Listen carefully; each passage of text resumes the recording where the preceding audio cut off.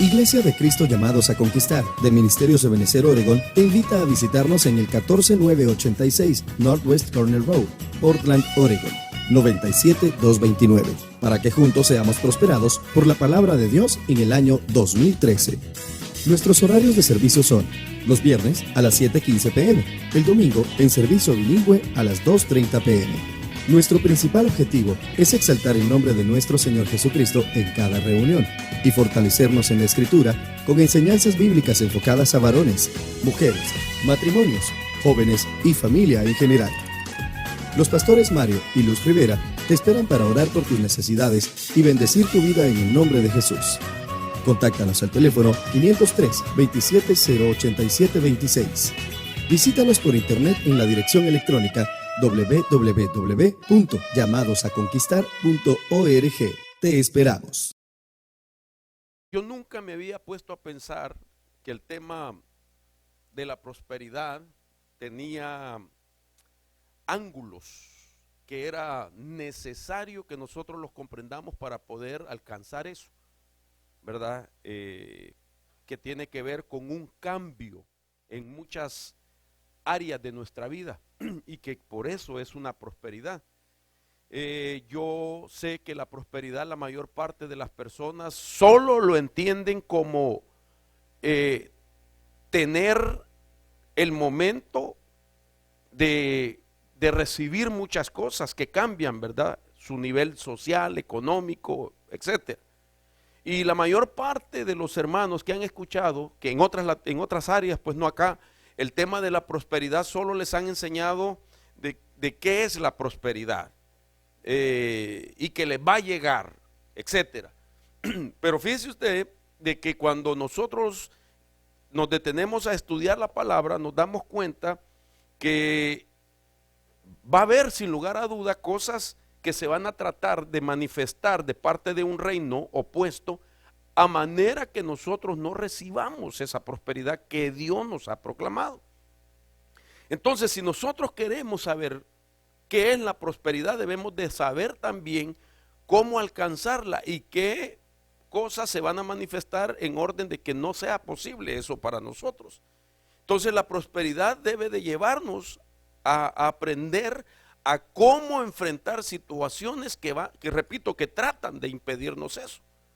Esto es como cuando un agente de la policía, pues se entiende, hermano, que su labor es mantener el orden.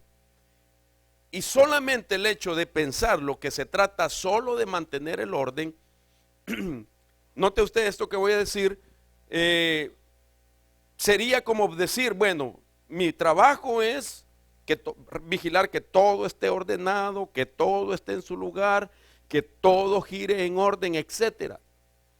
Sin embargo, su función de ser una autoridad pública para mantener el orden, lo hace también a él prepararse, porque sabe que para mantener el orden va a tener que lidiar con aquellas cosas que perturban el orden, que es la violencia, la delincuencia, el crimen, etcétera, ¿me entiende? Entonces un policía no solamente va con la intención de prepararse para mantener el orden, sino prepararse para pelear contra aquello que se opone al orden. Y asimismo en la prosperidad.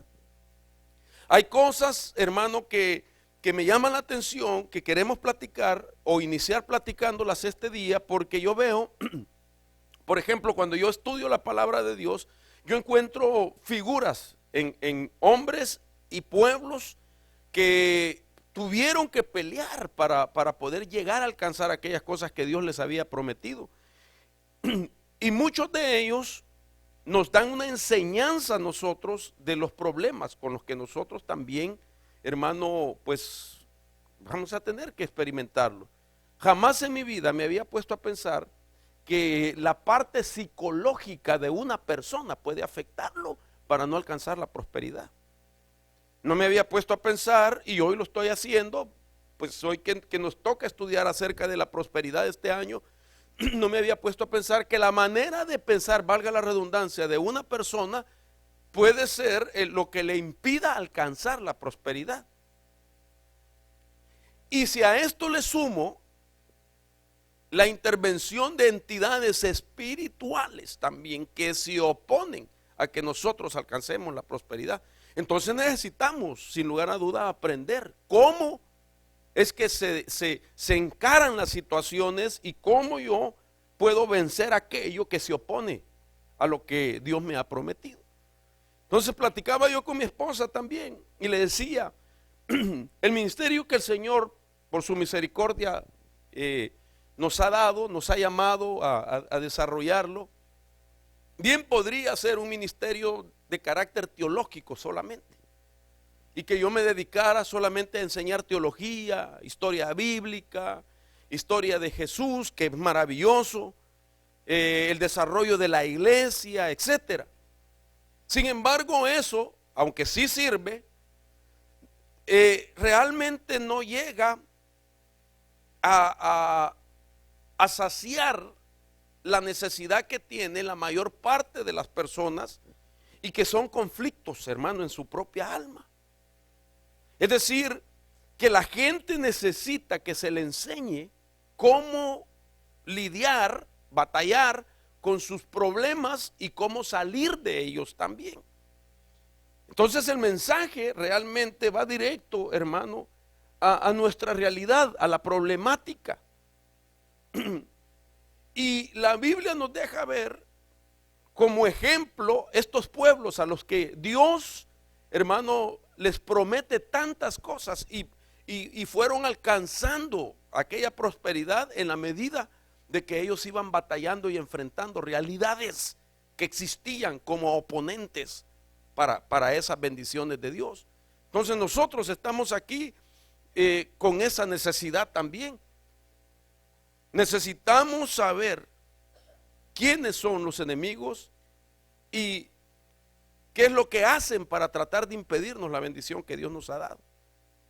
Entonces, como mucha gente no sabe, no se le enseña, mucha gente abandona con facilidad las cosas que Dios ha establecido y que están más adelante en su caminar, más adelante para ser alcanzadas, y la gente se desmoraliza y abandona porque solamente le dan historia, teología, esto y lo otro, pero no le enseñan a cómo encarar esa situación, no lo entrenan para poder vencer esas situaciones.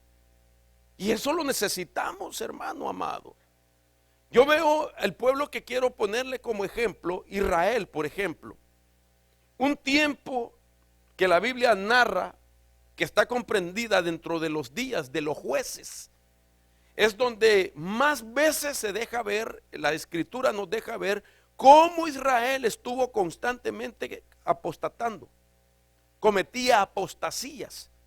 ¿Por qué? Cuando yo me puse a investigar, me di cuenta que aquellos que sabían que Dios les había entregado la tierra de la prosperidad, caían frustrados, se frustraban. Y las frustraciones de no alcanzar lo prometido los llevaba a apostatar contra Dios, y eso significaba que dejaban de buscar la prosperidad a la manera de Dios y trataban de buscarla por sí mismos, haciendo cosas que eran de carácter incluso abominables delante de Dios, porque al ver de que alcanzar la prosperidad, la promesa de Dios requería, hermano, encarar ciertas situaciones, y para ellos eran difíciles según su pensamiento, entonces ellos decidían mejor alcanzarla por sus propios medios y cambiaban incluso de servirle a Dios por servirle a otro señor con ese minúscula que influenciaba a las naciones paganas, y que ellos miraban que esas naciones paganas habían alcanzado cierta prosperidad, y entonces ellos decían: esos pueblos son prósperos y nosotros nos está costando, así es que mejor vamos por la forma que ellos tienen de prosperar, y apostataban delante de Dios. Hoy en día mucha gente deja de esforzarse por alcanzar lo que Dios, hermano, le ha prometido, a lo que Dios lo ha llamado. ¿Me entiende? Y dejan de hacer aquello porque sienten que es complicado continuar en esa dirección, que hay mucha oposición, y entonces nunca llegan, hermano, a ver lo que Dios les promete, porque abandonan constantemente lo que Dios les ha prometido, pero que para alcanzarlo se requiere de un esfuerzo. Ahora, el ejemplo que quiero leer, me llama la atención esto, porque leyendo este capítulo del libro de los jueces, que es la base de hoy vamos a poner muchas bases bíblicas. No vengo como teólogo, pero sí quiero poner las bases este día para poder abundar el domingo y llegar directo al asunto que quiero compartir. Por ejemplo, dice el día de los jueces, después de la muerte de Josué, jueces 1:1, los hijos de Israel consultaron al Señor diciendo, ¿quién de nosotros subirá primero contra los cananeos para pelear contra ellos? Oiga, los cananeos que habitaban en la tierra de Canaán, por eso cananeos, Canaán era la tierra de la prosperidad. Y preguntaron a Dios, ¿quién de nosotros subirá a pelear de primero contra los cananeos? Y el Señor respondió, Judá subirá. He aquí yo he entregado al país en sus manos. Entonces, este capítulo me llama la atención porque Dios, hermano, les había dicho, tengo una tierra de prosperidad, pero tienen que pelear por alcanzar esa prosperidad. Eso es lo que a nosotros también nos toca. Ahora, lo que me llama la atención, que esta tierra de los cananeos, o este capítulo 1, por lo menos el capítulo 1 del libro de los jueces, va íntimamente ligado a lo que dice Deuteronomio capítulo 7, verso 1. Quiero ponerlo también. Cuando se habla de la tierra de los cananeos, o de esa tierra que tenían que conquistar, hermano, era el mismo recordatorio de algo que ya había sido dicho en los días de Moisés. Y en los días de Moisés, dice Deuteronomio 7:1, cuando el Señor tu Dios te haya introducido en la tierra donde vas a entrar para poseerla, y haya echado de delante de ti a muchas naciones. ¿Quiénes eran esas naciones? Los heteos, los gergeseos, los amorreos, los cananeos, los acabamos de mencionar, los fereceos, los heveos y los jebuseos. 7 naciones más grandes y más poderosas que tú. Entonces Dios les dice, los quiero prosperar, les voy a entregar una tierra próspera, para que ustedes vivan ahí de manera próspera. Pero hay 7 naciones que ustedes van a tener que derrotarlas, porque ellos les van a impedir, note esto, la prosperidad. Ellos van a impedir la prosperidad. Y esto es tan impresionante porque el Señor explica en el versículo 2 en adelante de ese mismo capítulo 7 por qué había que vencerlos. Y cuando usted lee, por lo menos, Dios les dice, cuando te los haya entregado y cuando tú los hayas derrotado, oigan esto, versículo 2 de ese capítulo, vas a destruirlos por completo. Los destruirás por completo. Y les dice, no harás alianza con ellos, no te vas a apiadar de ellos. Oiga esto. Y sigue diciendo la Biblia, ni siquiera vas a contraer matrimonio con ellos. No vas a dar a tus hijas a los hijos de ellos, ni tampoco a tus hijas, a las hijas de ellos para tus hijos tampoco. Dice, porque ellos van a apartar a tus hijos de seguirme para servirme. Y los van a apartar para que sirvan a otros dioses. Entonces la ira del Señor se va a encender contra ti y ellos te podrán destruir.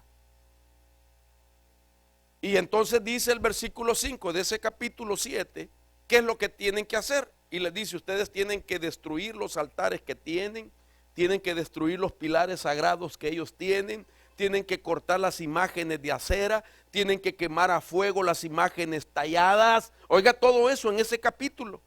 estas 7 naciones, tienes que destruirla. No tienes que hacer alianza con ellos, no debes de permitir que tus hijos se casen con las hijas de ellos, ni las hijas de ellos con tus hijos. Tienes que subir a los lugares donde ellos tienen sus altares, sus imágenes, y tienes que destruirlas. Todo esto tienen que hacer si quieren prosperar. Oigan esto. ¿Y por qué dice la Biblia? Verso 6, porque tú eres pueblo santo. Oh, la prosperidad tiene que ver con la santidad. Porque tú eres pueblo santo para el Señor tu Dios. El Señor tu Dios te ha escogido para ser pueblo suyo de entre todos los pueblos que están sobre la faz de la tierra. Entonces, eres pueblo santo y tu naturaleza es ir en contra de las imágenes de acera, las talladas, los altares paganos. Tienes que cuidar tu descendencia, que no se mezcle, para que la prosperidad no se desvíe para otras familias que no tienen pacto con él. Oigan esto. Pero me llama la atención al leer esto, que los hijos de Israel no hicieron lo que Dios les mandó. Y entonces, ¿quién es el que no contribuye para que la prosperidad no llegue? ¿Es Dios o es el pueblo? El pueblo. Entonces quiere decir de que hay enemigos, hermano, que nosotros tenemos que saber que van a tratar de impedirnos que no alcancemos la prosperidad. Y esos tipos de enemigos es tratar de mezclarnos a nosotros cosas. Es tratar de hacernos que nos dobleguemos, que nos rindamos ante entidades que ejerzan influencia sobre nuestra vida. Situaciones que atraigan o ganen más nuestro corazón en vez de que sea de Dios. Entonces quiere decir que la prosperidad existe, y por causa de la existencia de ello es de que hay oposición de enemigos invisibles muchas veces que van a tratar de que usted no la alcance. Entonces depende de nosotros, porque Israel, me llama la atención, no cumplieron con lo que Dios les pidió. Y miren las bases bíblicas que vamos a ver primeramente. Por ejemplo, el mismo capítulo de Jueces, verso 21, dice: pero los hijos de Benjamín no expulsaron a los jebuseos que vivían en Jerusalén, así que los jebuseos han vivido con los hijos de Benjamín en Jerusalén hasta el día de hoy. De igual manera, la casa de José subió contra Betel y el Señor estaba con ellos. Pero miren lo que me llama la atención, cómo aparecen, es no expulsó. Si lo traslado a la idea de la doctrina de echar fuera espíritus inmundos y demonios, es como que nosotros no saquemos algo negativo que nos puede estar interrumpiendo la prosperidad. Tiene que haber una expulsión de cosas de nuestra vida, de nuestra casa, de nuestro caminar, si queremos, porque estos son enemigos. Ellos entraron a la tierra y dice la Biblia que mire lo que había hecho Josué. Josué entró, las primeras ciudades que derrotó fue Jericó, fue Jai, 31 reyes. Pero Josué se muere. Y viene una generación que todavía no tenía heredad, muchos de ellos. Y que todavía no estaban instalados en una tierra propia para poder explotar, si usted me permite llamarlo así, la materia prima de esa tierra y comenzar a ver lo que Dios les había prometido, tierra que fluye leche y miel. Todavía ellos no habían logrado ver aquello en su plenitud, porque habían cosas que no habían expulsado todavía.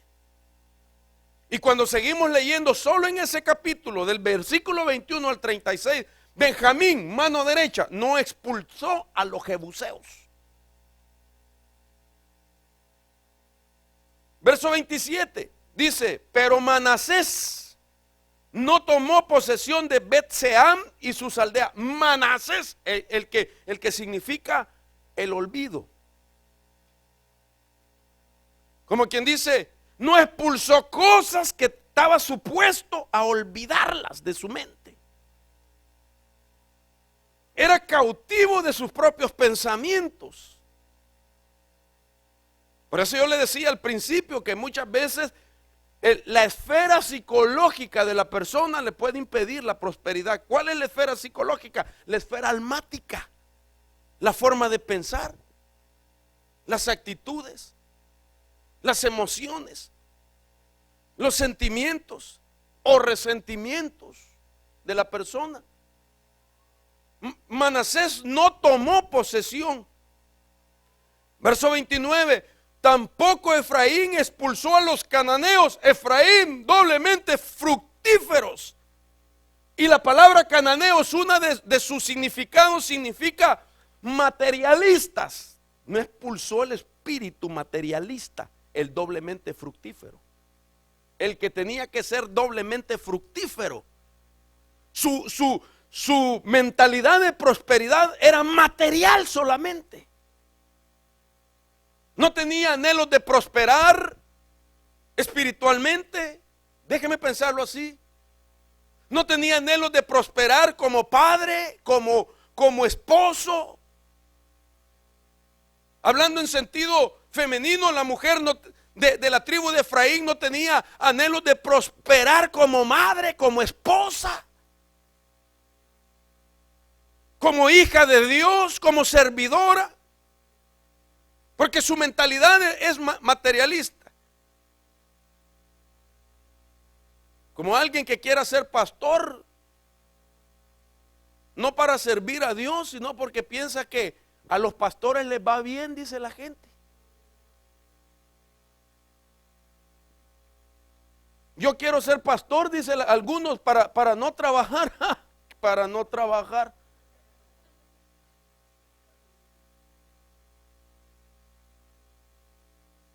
¿Para qué? Me doy a entender, ¿por qué quieres prosperar? ¿O en qué quieres prosperar? Entonces dice que Efraín no expulsó, el versículo 30, Zabulón no expulsó a los habitantes de Quitrón. No expulsaron, no pelearon una batalla por sacar cosas que impiden la prosperidad. Si seguimos adelante, versículo 31, Aser no expulsó a los habitantes de Acón. Verso 33, Neftalí no expulsó a los habitantes de Bet-Semes. Wow. Y por último, dice el versículo 34, entonces los amorreos forzaron a los hijos de Dan hacia la región montañosa y no los dejaron descender al valle. Dan, la tribu de jueces, los que manejaban los criterios jurídicos. Dan, de donde surgieron los jueces que gobernaron por un periodo. En el tiempo de los jueces es cuando más apostató Israel, porque ellos se dejaron intimidar por los amorreos. Entonces quiere decir que nosotros necesitamos conocer el significado de esas 7 naciones. Y me llama la atención, y por eso he titulado el tema así, los 7 enemigos eos. Porque los 7 naciones más grandes, las 7 terminan con la letra E-O-S, eos. Y me llamó la atención, buscando la palabra, las letras E-O-S son letras abreviadas que significan el ojo de la tormenta. Eso significa esas 3 letras, el ojo de la tormenta. Quiere decir que si no se vencen esos enemigos, hay tormentas. Si usted quiere tormentas de nieve que congelan, tormentas de agua que traen inundaciones,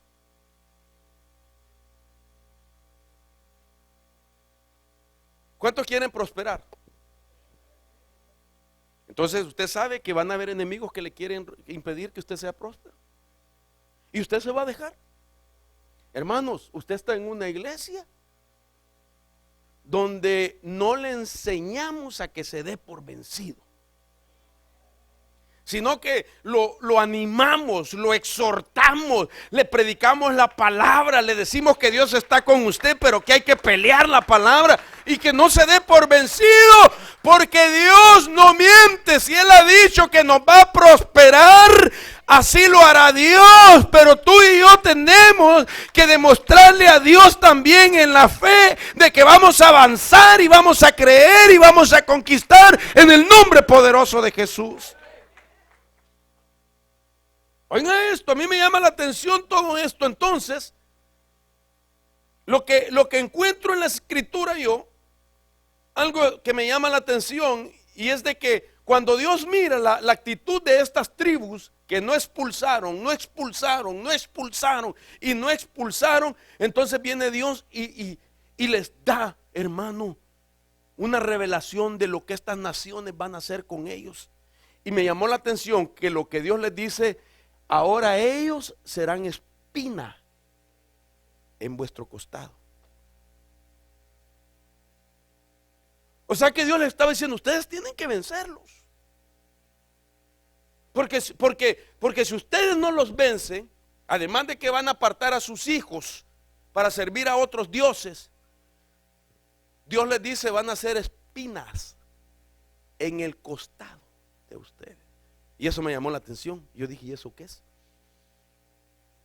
¿Qué es tener una espina en el costado?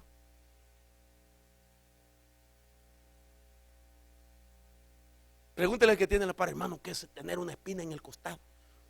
Una espina, no una pulga, ni una picazón cualquiera. Y mírenlo, la base bíblica dice, Jueces 2:1, cuando ellos no expulsaron, cuando ellos no derrotaron, cuando ellos no se dieron cuenta que había que destruir, sino que la escritura dice que los dejaron, que vivieron entre medio de ellos, que no los derrotaron, que no los expulsaron. Entonces Dios se molesta y dice: y el ángel del Señor subió a Gilgal, a Boquín, y dijo: yo os saqué de Egipto y os conduje a la tierra que había prometido a vuestros padres, y dije: jamás quebrantaré mi pacto con vosotros, y en cuanto a vosotros, no haréis pacto con los habitantes de esa tierra. Sus altares derribaréis, pero vosotros no me habéis obedecido. ¿Qué es esto que habéis hecho? Por lo cual también dije: no los echaré de delante de vosotros. Entonces Dios no les voy a ayudar, no les iba a ayudar, sino que serán espinas en vuestro costado, y sus dioses serán lazo para vosotros. Y sucedió que cuando el ángel del Señor habló estas palabras a todos los hijos de Israel, el pueblo alzó su voz y lloró. Wow, hermano. El ángel del Señor viene y se les aparece.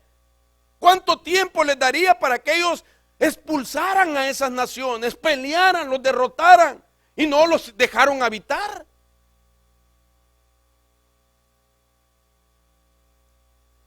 Los dejaron habitar. Y entonces aparece el ángel del Señor y les recuerda el pacto y les dice lo que no hicieron, y les dice: ahora yo no los voy a echar por ustedes. Y les revela por qué había que vencerlo, y les dice: porque ellos lo que buscaban es ser como espinas en vuestros costados. Y ahí no le iba a decir el marido: mamita, mírame la espina que tengo, sácame la hijita, por favor. Qué fácil hubiera sido. Búscamela como puedas, que tengo una espina, y después te saco la tuya. Y toda la familia sacándose espinas, hermano. En vez de expulgar, espinar. Pero me llamó la atención que esta misma expresión, espina en vuestro costado, fue mencionada por el apóstol Pablo en 2 de Corintios. Y Pablo dice: solo quiero considerar esta parte. Me fue dada un aguijón, una espina en mi carne. ¿Quién es? Un mensajero de Satanás que me abofetee Claro, a él era para no enaltecerse en sobremanera por la revelación. Pero lo que quiero resaltar es la palabra aguijón en la carne, que es lo mismo espina en el costado. ¿Y qué es tener una espina en el costado? Es un ataque constante de un espíritu inmundo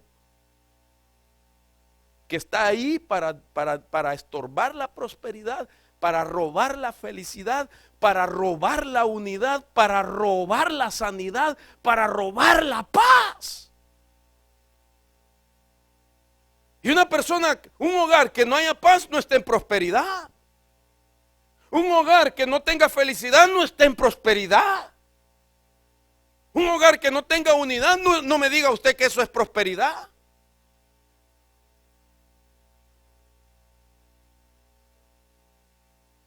Aunque tenga dinero. Pero si no hay paz, no hay unidad, no hay felicidad, no hay amor, no hay sanidad. Tienen dinero, pero no están prósperos.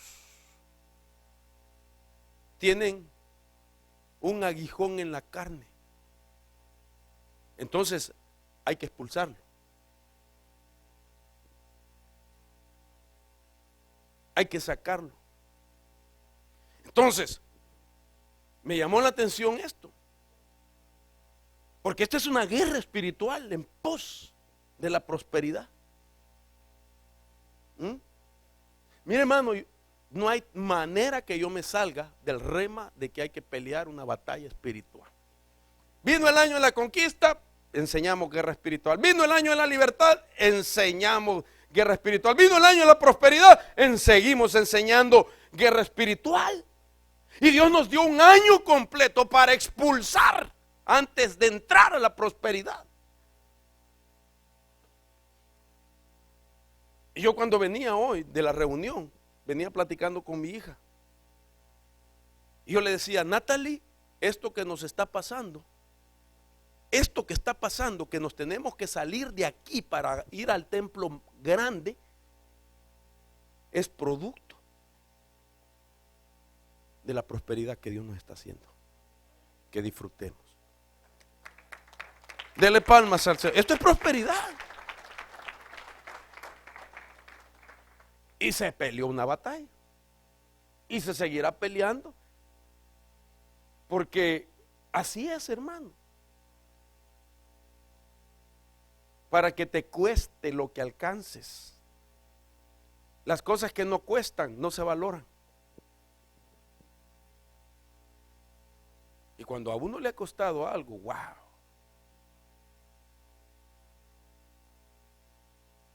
Uno valora. Hay mucha gente que no le cuestan las cosas. Las menosprecia, no le toma importancia. No es perseverante. No es fiel porque no le cuesta. Ahora, vuelvo al punto. 7 enemigos de la prosperidad. Repito, ¿quiénes son? Deuteronomio 7:1. Los heteos, los gergeseos, los amorreos, los cananeos, los fereceos, los heveos, los jebuseos y todos los feos también, si usted quiere. Pero aquí no hay ni uno. Diga que tiene la para aquí, no hay ni un feo.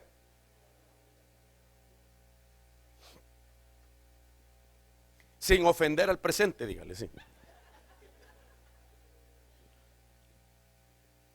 Entonces, basado en eso, tengo media hora para hablar del primero que no expulsaron. ¿Quién era? Y quien tenía que expulsarlo al primero era Benjamín, que quiere decir la mano derecha, que representa la mano de bendición, el lado de la bendición.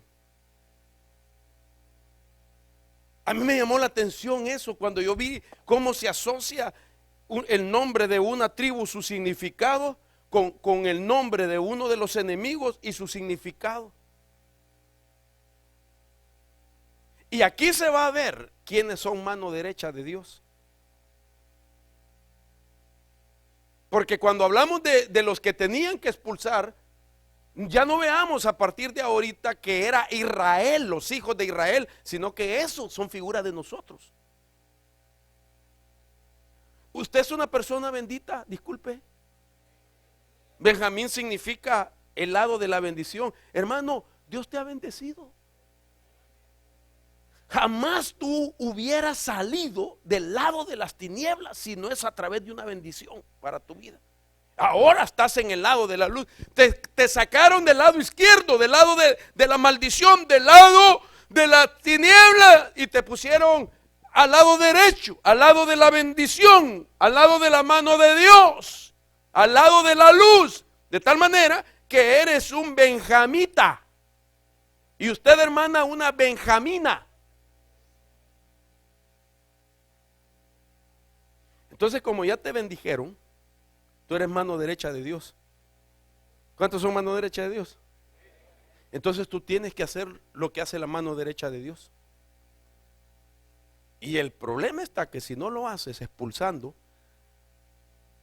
al enemigo de la mano derecha de Dios, que son los jebuseos en esta enseñanza. Los jebuseos son los enemigos de la bendición tuya.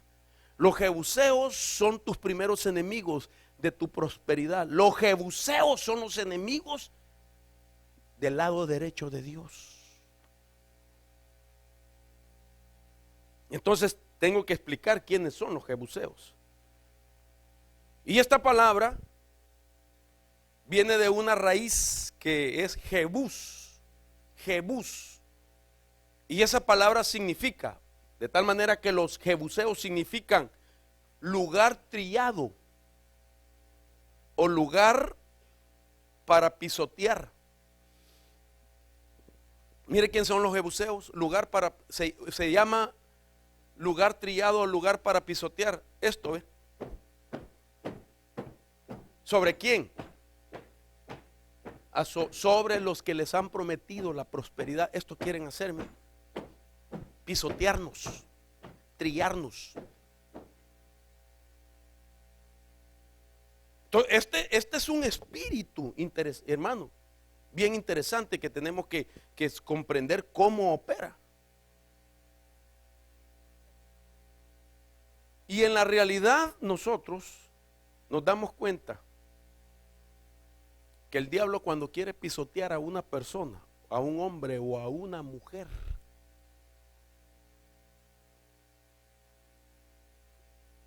lo hace usando su pasado. Usando su pasado.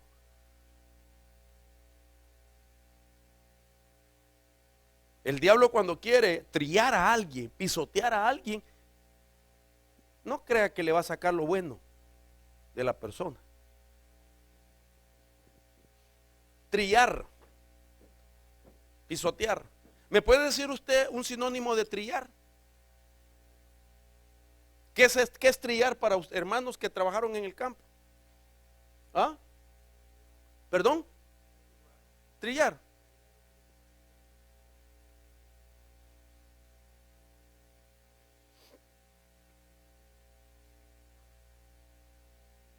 Un machetazo, dice el hermano. O machucar, perdón, hermano, ya le puse salsa a los tacos yo. Machucar, vaya.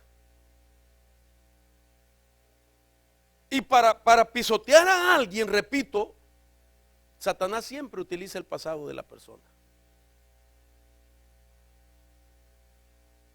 Entonces, esta potestad lo que hace es tratar de mantenerte en tu pasado, de cosas negativas, fallas, errores, pecados, situaciones dolorosas, cosas que te han hecho mucho daño, o donde tú hiciste mucho daño en tu pasado y que quisieras ya olvidar ese tiempo. El punto hacia donde yo lo quiero llevar, hermano, es que ninguno de nosotros va a poder pelear contra este enemigo que le impide esa prosperidad si no sabe cómo construir su propia vida trabajando a la manera de Dios con el pasado que puede ser utilizado por el diablo para trillarlo, para pisotearlo. Entonces por eso yo me siento de veras, hermano, tan agradecido con Dios y yo digo, Dios mío, si a veces no me merezco esto. Y le digo a mi esposa, Dios, qué misericordia que Dios nos ha entregado algo, un ministerio para predicar contra situaciones de cómo enseñarle a la gente a enfrentarse contra eso y no ser derrotado. Porque a mí no me costaría hacer uso de un bosquejo teológico para venir a llenar un tiempo y entregárselo a usted y que usted se vaya con historia teológica, pero con problemas que no sabe qué hacer con ellos.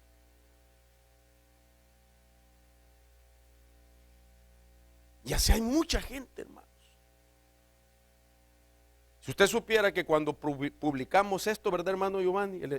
Este tema, empezó la gente a escribir y a escribir y a escribir. Y cuando necesitamos eso, porque la gente está necesitada de conocer cómo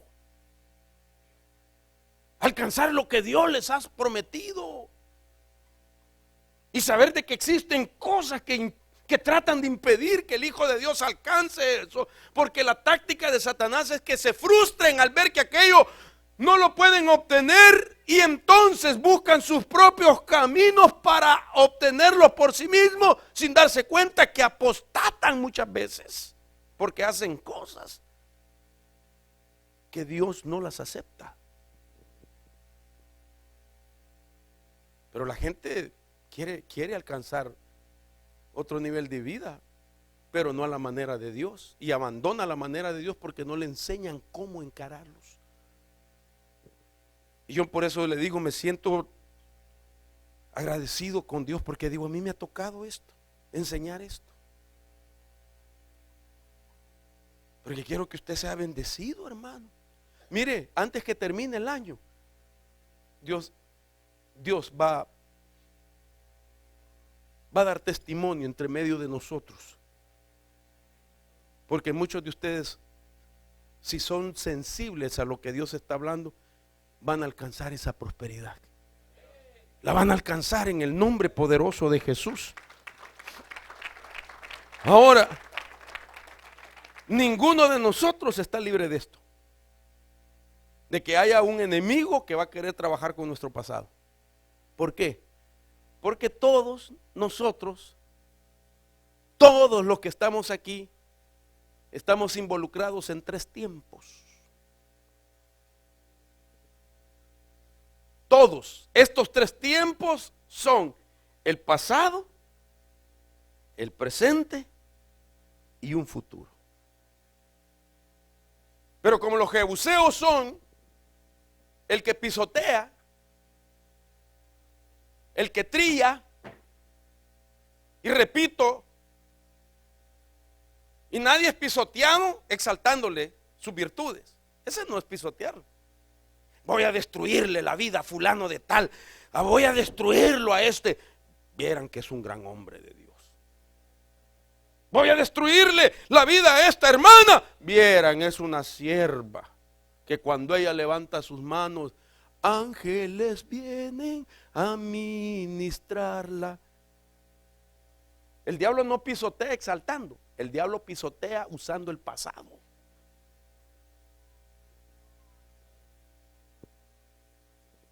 Y todos tenemos un pasado. Y todos estamos en un presente. Y todos vamos hacia un futuro. Si te pisotean por tu pasado, tu presente puede demostrar si tú eres rehén de tu pasado, de tal manera que tu futuro está carente de expectativa. Entonces quiere decir que es un atentado hacia donde está nuestra prosperidad. Mire qué impresionante, hermano.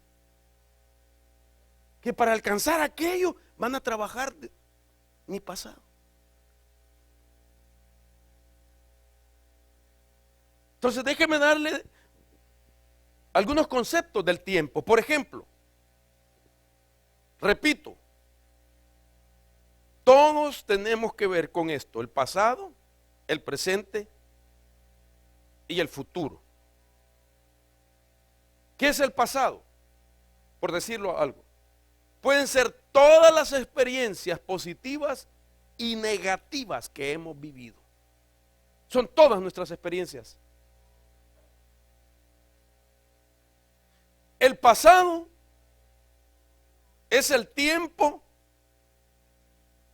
que ya vivimos. Impresionante, que es algo que ya no existe. Solo existe en la mente de la persona. Ya no existe. Pero sí está en la mente, y es como un libro de consulta donde nosotros, si sabemos trabajar con nuestro pasado, de ese libro de consultas que es el pasado, podemos aprender cosas para corregir otras que tienen que ver con nuestras actitudes y de nuestro presente y de nuestro futuro. Entonces la mayor parte de la gente no sabe trabajar con su pasado. No sabe. ¿Usted qué es? Perdón, mi hermano, una pregunta. Y me ayuda a preguntar a la que tiene a la par. ¿Es viejo o anciano? Perdón, ¿o es vieja o anciana?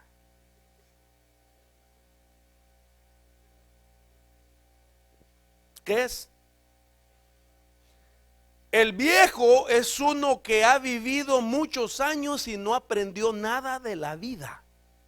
Y el anciano es uno que ha aprendido por lo que ha vivido. Ese es un anciano, es un maduro, es un teleios. El otro es un viejo, una vieja.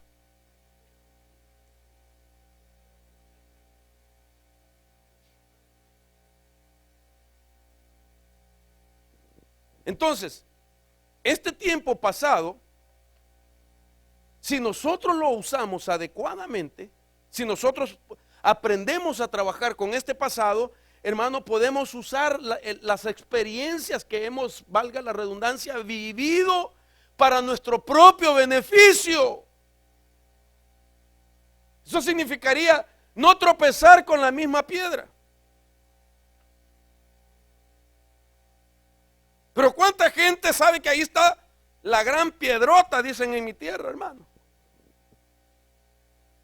Y anda buscando tropezarse en ella. Yo no sé si es verdad, pero yo he oído que el caballo que dice la Biblia sin entendimiento, si una vez se desbarrancó, ya no se vuelve a desbarrancar.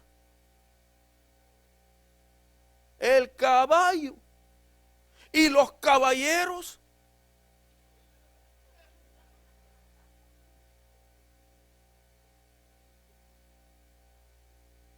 y las caballerías.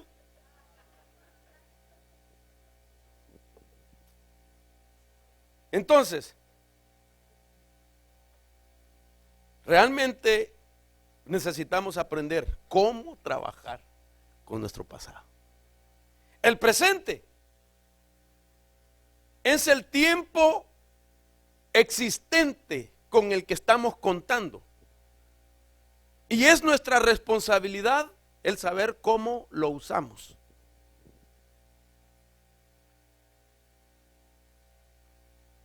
Dependiendo cómo manejamos el pasado, así es nuestro presente. Pero si nuestro presente está afectado por el pasado, usted está viviendo en su pasado. Bueno, usted no, dígame usted, no, hermano, no, diga, el que tiene a la par.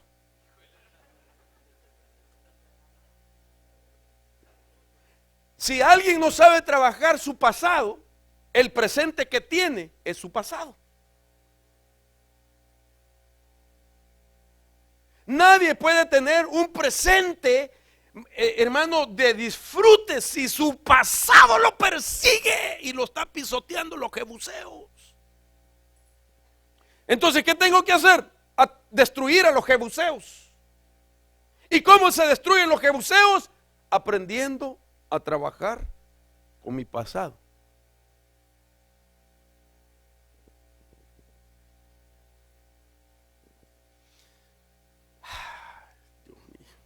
Ya me voy a llevar el púlpito. Que hoy me le puso agarradero el hermano Manuel. Dios te bendiga, Manuelito. Me dieron ganas de irme ya mejor.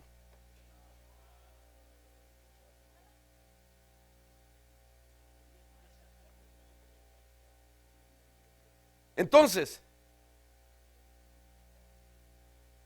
hermano, la actitud correcta del presente realmente es no dejar que te dañe tu pasado. No dejar que te dañe tu pasado. Usted y yo tenemos que vencer a los jebuseos en el nombre poderoso de Jesús. En el nombre de Jesús, hermano. Ahora, el futuro, por ejemplo. Esta es como la última etapa de nuestro tiempo. Aún no existe el futuro. Pero sí podemos hacer que el futuro venga hacia nosotros. Y vendrá de tal manera de beneficio, de cumplimiento de promesas, de prosperidad, si de tu presente tú te libraste de tu pasado, de los jebuseos.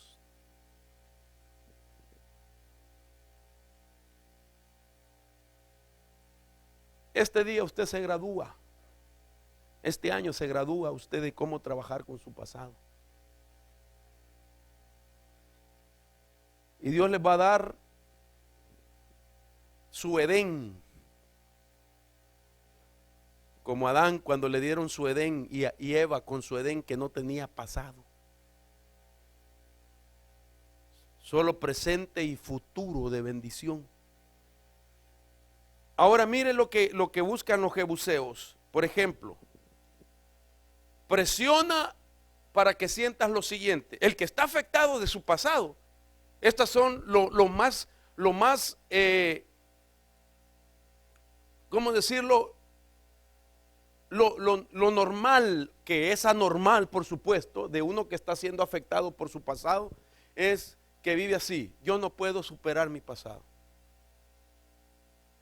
me siento derrotado, estoy cansado de esto, estoy débil, estoy en el piso, trillado,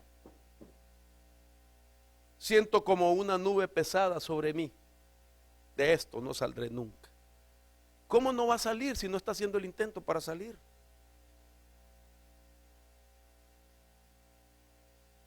Así vive la gente cuando está siendo bombardeada por los jebuseos.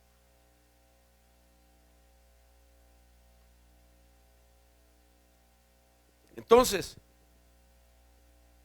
cuando alguien no puede salir de su pasado, este tipo de táctica que usa Satanás con figura de los jebuseos es hacerlo que sea un rehén de su propio pasado.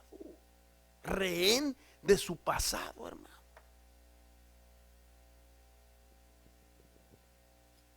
Y esto a mí me impresiona muchísimo. Porque Dios lo que quiere es que usted y yo seamos gente que libere, que expulse a los jebuseos, pero también gente que sepa edificar su pasado. Entonces Dios te quiere que seas un arquitecto de tu pasado. Y esto es lo que Dios me habló, que nos va a regalar este fin de semana. Cómo ser un arquitecto de nuestro pasado. Y que, permítame por el amor de Dios, y que el pasado tuyo sea para ayudar a otros, para consolar a otros, para advertir a otros, para liberar a otros. Por Dios santo, y sí, dele palma al Rey de la Gloria. Que tu pasado te sirva para eso. Mucha gente dice, yo no sé, ¿por qué me tocó vivir a mí esto así? Y ahí está, no sale de ahí. El arquitecto de su pasado es el que, hermano, invierte lo negativo. De lo negativo le da una perspectiva positiva, espiritual de Dios para ayudar a otros. Y el que lo hace, ese es un arquitecto de su pasado. Ya el pasado ya no le afecta el presente ni el futuro de su vida.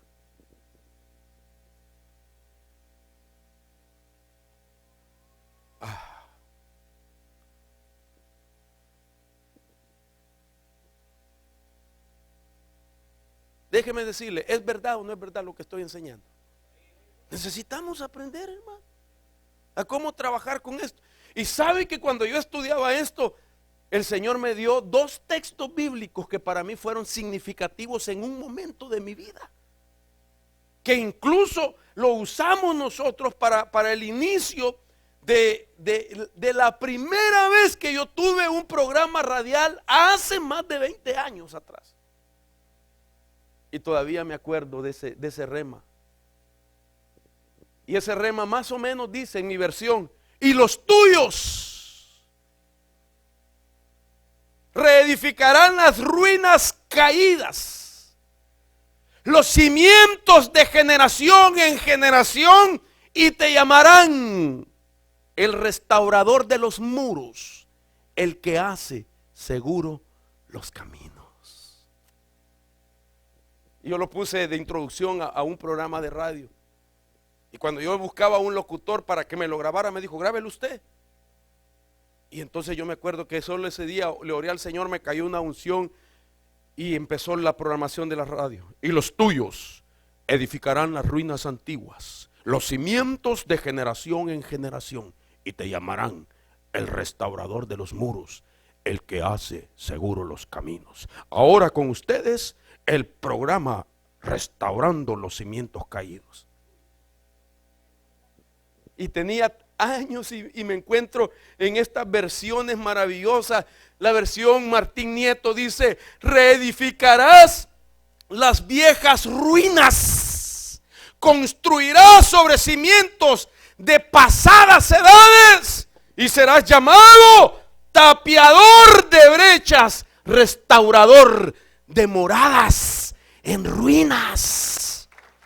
Dice Isaías 58:12, el versículo capítulo 61:4 de esa misma versión dice: ellos reconstruirán las viejas ruinas. ¿Quiénes? Los que pelean por su prosperidad. Ellos las van a reconstruir, levantarán de nuevo los edificios caídos del pasado. Restaurarán las ciudades demolidas, las ruinas pasadas, de pasadas edades. O sea que Dios sí quiere que aprendamos a trabajar con nuestras ruinas del pasado. Y que reconstruyas tu pasado. Que lo edifiques. Que aprendas de tu pasado. Que aprendas a canalizar ahora de manera diferente tus recuerdos. Tus momentos de dolor, de tristeza, de sufrimiento. Que los puedas usar para la gloria y la honra de Dios. Hay un verso que a mí me gusta porque le gusta a mi esposa, y yo cuando se lo oí a ella dije, esto es mío también. Y esos son los que trabajan. Y olvidarás tu dolor como muchas aguas que han pasado, y nunca te acordarás de él. Y dice el libro de Job que entonces será tan grande tu gozo que otros suplicarán por lo que tienes. Sí, suplicarán lo que tienes porque no conocen el dolor que tuviste. Pero ¿por qué no lo conocen? Porque no lo andas diciendo, ay, viera que ando, ay, cómo me duele, ay, cómo me duele. Perdone. Pero es que, hermano, la gente solo cantando su dolor. Solo cantando. Perdóneme, hermano. Es que a veces me da cólera, ¿viste? Pero es verdad. La gente que suplica a tu favor, que suplica, sí, deme de lo que usted tiene. ¿No le han dicho a usted así? Ah, bueno, si no le han dicho, ¿por qué? Pero deme lo que usted, porque te miran sonriente y le dicen, ay, hermano, usted con esa su cara, le dicen a uno, hermano.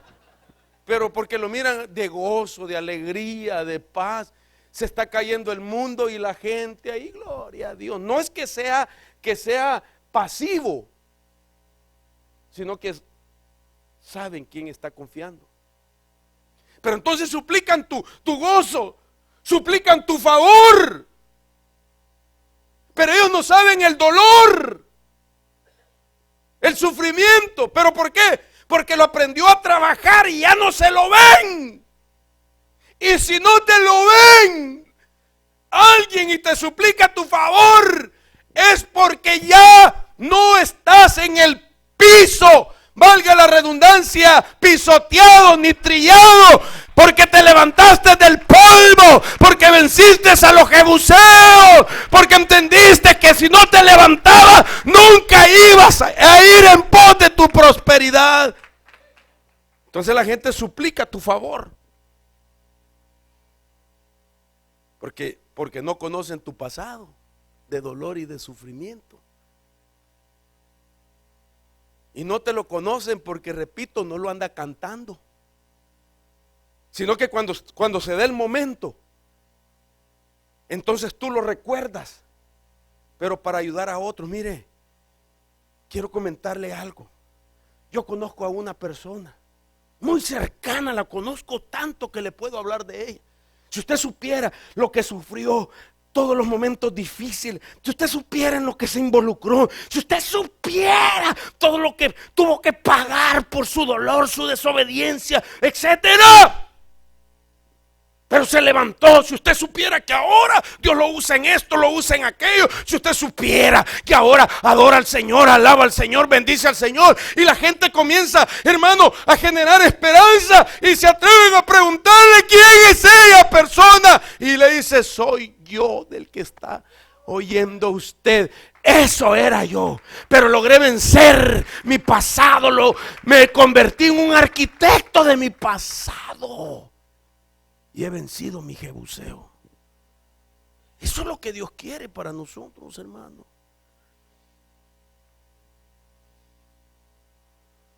Que aprendamos a trabajar con nuestro pasado,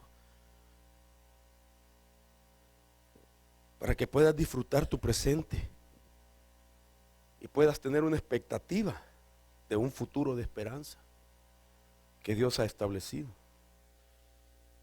Entonces, el arquitecto del pasado es el que usa su pasado como un archivo de enseñanzas a través de las experiencias vividas, ya sean negativas o sean positivas. Mire, hermano, si la gente no está haciendo nada con eso, hay clases de individuos, y podrían estar aquí, hombres y mujeres. ¿Qué significa tu pasado? Unos están marcados por el pasado, otros dañados, otros atrapados, otros son rehenes del pasado. Y el que es un rehén del pasado no puede edificar el presente, mucho menos trazar su futuro. Entonces, ¿quiénes somos? Marcados significa que todos podemos ser marcados, pero el marcado es uno que tiene una experiencia, por negativa que fue, la logró trabajar y está marcado con su pasado, pero no para afectarlo negativamente, sino porque aprendió de lo que vivió.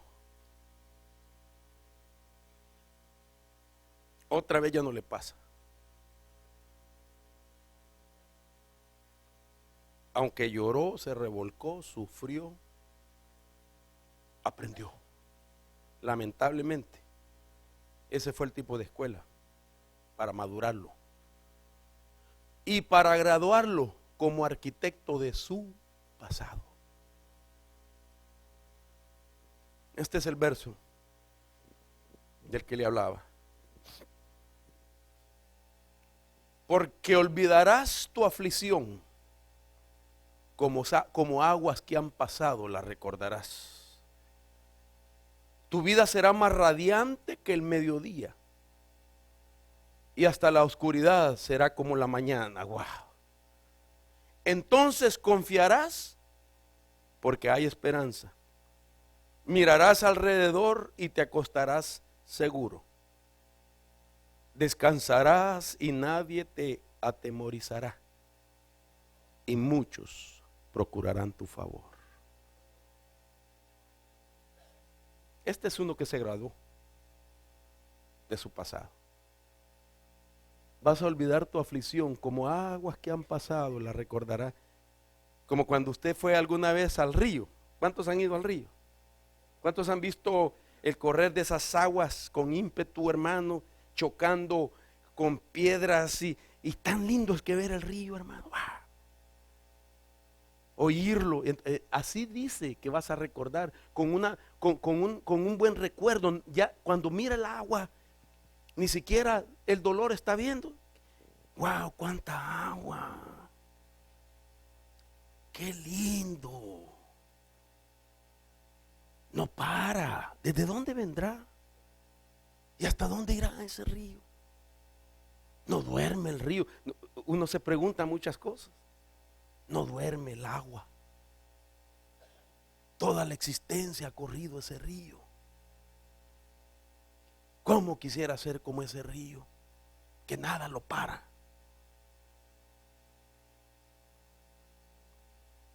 De eso habla. Olvidarás tu aflicción, como las aguas que han pasado la recordarás. Tu vida será más radiante que el mediodía. Y hasta la oscuridad será como la mañana. Es positivo. A todo le encuentra algo creativo, positivo. Entonces confiarás porque haya esperanza. Mirarás alrededor y te acostarás seguro. Descansarás y nadie te atemorizará. Y muchos procurarán tu favor.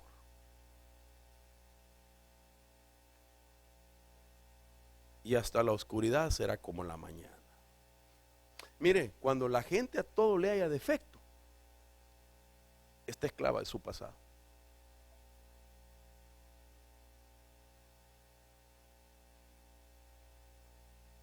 Porque el que ya olvidó su aflicción, a la oscuridad es como mañana para él. A las 11 de la noche dice good morning. No porque se acabe de levantar, sino wow, no, ya viene el día, un nuevo día. Ay, si no, estoy cansado. No me aguanto para trabajar solo para ti. ¿Me doy a entender?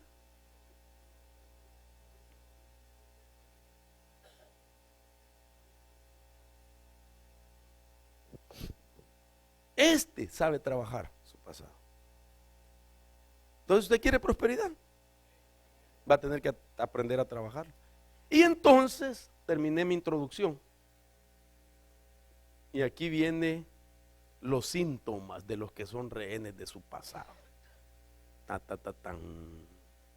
Mira el que tiene la par. Dígale, ahora me voy a dar cuenta si estás atado a tu pasado.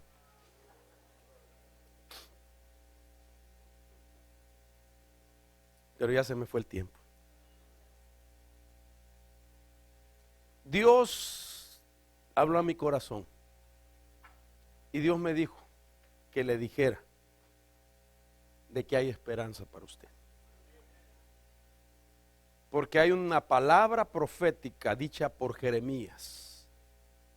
Y Dios te dice: yo sé los planes que tengo para ti. Planes de bienestar y no de calamidad, para darte un futuro y una esperanza. Pero a ti y a mí nos dice que tenemos que levantarnos como arquitectos del pasado. Ruinas. ¿Qué vas a hacer con el montón de piedras, escombros de generaciones pasadas? Vas a tener que incluso que lidiar con las generaciones, con tus ancestros pasados, con las ruinas ancestrales. Tú no tienes por qué sentirte avergonzado por la generación pasada de donde vienes, por lo que fueron tus padres, tus abuelos. Perdón, hermano. Usted no tiene por qué: ay, yo soy así porque así era mi tatarabuelo. Yo escuché a un hermano: ay, mira, me dijo, sí, me dijo, hermano, si hasta me dieron ganas de darle con el micrófono, ¿ves? Me dijo: ay, hermano, disculpe, pero yo soy bien pícaro porque así era mi tatarabuelo, me dijo. Ah, viejito pícaro. ¿Quién, mi abuelo? Vos, le dije. Pero ninguno de nosotros tenemos por qué sentirnos avergonzados, si nos tenemos que trabajar con las ruinas antiguas, escombros de generaciones pasadas, para que te puedan llamar el restaurador de los muros y el que hace seguro los caminos. Póngase sobre sus pies. Pídale a Dios que sobrenaturalmente comience a trabajar en su vida, para que Él mismo sea el que por su espíritu le muestre aquellas cosas que son aguijón en tu costado. El aguijón en el costado es eso. Es un espíritu que trae tu pasado, te hace recordar con dolor el pasado. Un aguijón en el costado, ahí va caminando la persona y ¡ay! Algo me picó acá. Cualquier cosa que se dispone a hacer, ¡ay! Ese es un aguijón en el costado. Es un pasado que atormenta, que acusa, que condena, que te dice que no te mereces, que no la vas a hacer, que te dice: no, así quédate así, lamentate mejor. Mira, vive lamentándote que eso es mejor. No, hermano. Dios tiene para ti una bendición diferente. Ven a ayudarme a ministrar, mamá. En el nombre de Jesús. Yo quiero comenzar a orar desde ya por lo que Dios me ha mostrado que va a hacer, y queremos ministrar el domingo sobre esta misma palabra con lo que hace falta, pero quiero que comencemos por la fe a disponer nuestra vida y que vengamos delante del Señor y que le digamos: Señor, hay un pasado que quiero aprenderlo a trabajar. Todos tenemos un pasado y tenemos que aprender a trabajar. Sí, Señor. Cierre sus ojos. Ven, vamos a orar por ti. Pase. Venga, vamos a pelear una batalla. Que Dios derrame de esa sabiduría